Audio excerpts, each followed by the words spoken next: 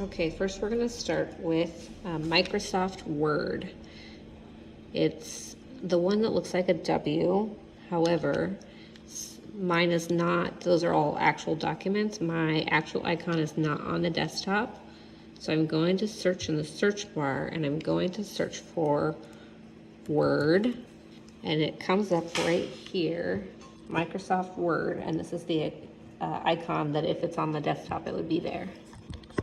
So we're going to open Microsoft Word, and I'm going to show you a little bit about Microsoft Word. It's blue, it has the M on it, or the W on it. It'll open up, we're just going to open a blank document here. This is what the whole screen looks like. You're able to make a new document, open documents that are already saved. You have some options if you were to do some stuff, and then some special different templates if you use templates. We're going to open a blank document. This is what the blank document looks like. So this is your font, the font size, and different things you can do with them, like make it bold, italic, underlined, etc. This is to make the letters colored, the A, the red A, and this is to highlight the colors or the letters. Here is for alignment, so this is aligned to the left side of the page. This is center alignment. This is right side alignment here. It looks just like it shows. And then this one right here is to line from each side of the margin. This is to make bullets right here. If you were to make a bullet point, you could use any of those and it would start a list for you. This is the same, but for numbers or letters, and this one will give you an outline list. That's the basics of that. Some of the other things they might want you to do, if you click on each of these things up top, you can do stuff. So this one's insert, so you can insert a page break, which means the end of that page will be there and you'll move to the next page. You can insert pictures or shapes of some sort. In this app, you can also add a header or footer or a page number, and that would add, I'll show you a header. So it header adds it at the top, and you can pick some different blanks. So for example, this is what a header looks like. It's before the margin. The footer is also at the margin, and it shows you what the margins are there. You can also show only odd or even page, or you can just show the first page with the numbers. You can change things up. So we're going to close headers. Oh, here's where you put the number in. If you were to do a page number, you can use date and time. You can add a picture. So like we'll just do here, it gives you options for date and time. So we're going to click on that and add that up here. Now we're going to double click with the left mouse right here. Now we're back in the actual page. Other things that you can click on up here is design. If you were to want it to look different. I'm going to show a little bit of those. So they're just different design templates. You can also mess with paragraph space, watermarks, colors of the pages. The layout button, Layout button helps you with margins. This is something they might want you to mess with. So normal margins are the 1 inches, but you can also change it, and you can make custom ones down here at the bottom. Orientation, that's if your paper wants to be up and down portrait or left and right landscape. And then you can also change it to bigger paper if you're getting like legal paper or A4, A3, which is like what they use in different countries. You can also even print it like 11 by 17.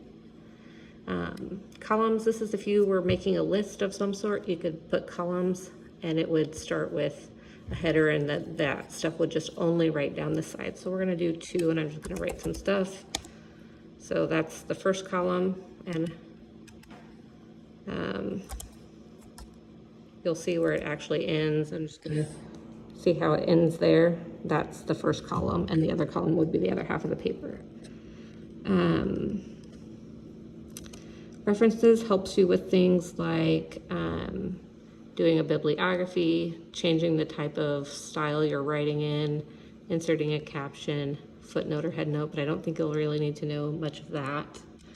Mailings, this is how you could print an envelope or a label from Word and it would fit right on the page. Review, this is how you check thesaurus, you can check word count, you can have it read aloud to you, you can translate it to different languages, you can also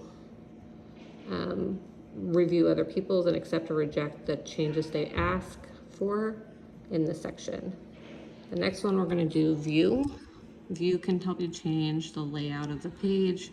So this is in print layout, but you could also have it in like what I just clicked on was something else, reading or something. Oops, I didn't do it. View, back to edit document. Okay, back into the regular form. Nope, that's not it. What did I do?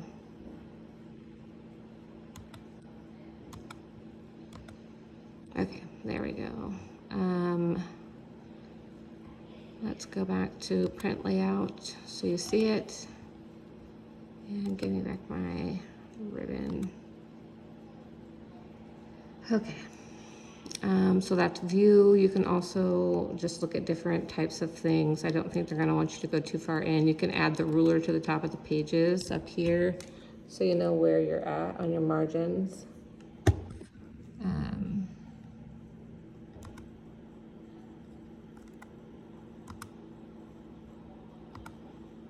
Okay, and then developer, I don't think you're going to need a lot of things in developer mode.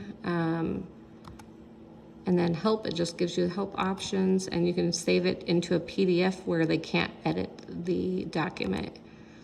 I think there's also, if you click on file, this is how you save your document. You click save as the first time, so it gives it a new name and a location. So like save as, so here it is, we're gonna save it, we're gonna call it job. And oops. We're going to type job right here, and we're saving it as a Word document, and we're going to click, more options to find out where we're saving it. You will get this box. You can say where do you want to save it, desktop or in a folder or whatever, so you can save it there. And then you would click save. This also gives you things like options, where you could change different things. The proofing is how you do edit proofing, so you could stop repeating things or checking spelling as you go. Say I have it check spelling as I go and make mark grammar errors as you type, just so I know I need to fix it before I send it out. Okay. And then close it. If you had it already, if you were saving this, you click save, so it saved the new edits, but I'm clicking don't save, so I don't have it on the computer. So that was Microsoft Word.